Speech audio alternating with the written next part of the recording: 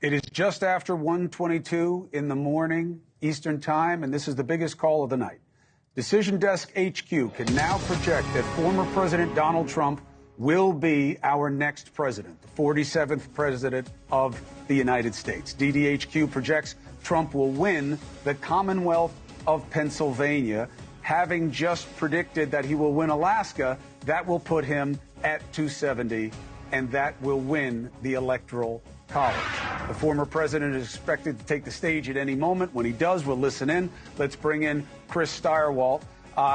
One other man has done this, and it has never been done this way. What is the significance? Well, the significance is that Donald Trump has done what, as you say, only Grover Cleveland, a very different cat, very different kind of cat than Donald Trump, did this before. We have another one-term presidency, so now we're onto what will be necessarily a third one-term presidency because Donald Trump, will be his second term, so this is it for him. So we're going to have 3 consecutive one-term presidencies, which is not something that happens very often in American history.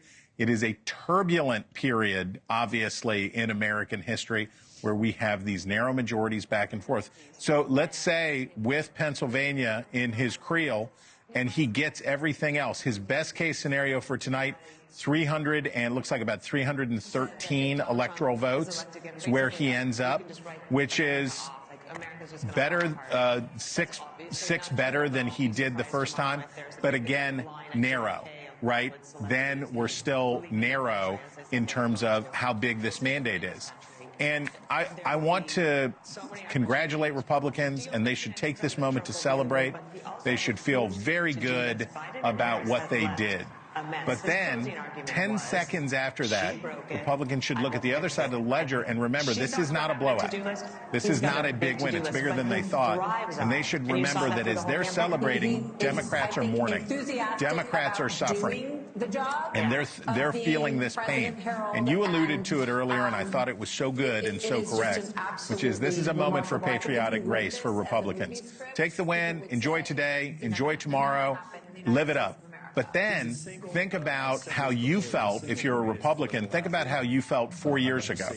Think about how you felt this week 4 years ago, how painful that was for you. And if you have empathy for Democrats who are going through what you went through 4 years ago, treat them like people, treat them like your fellow citizens before you treat them like partisans on the losing side.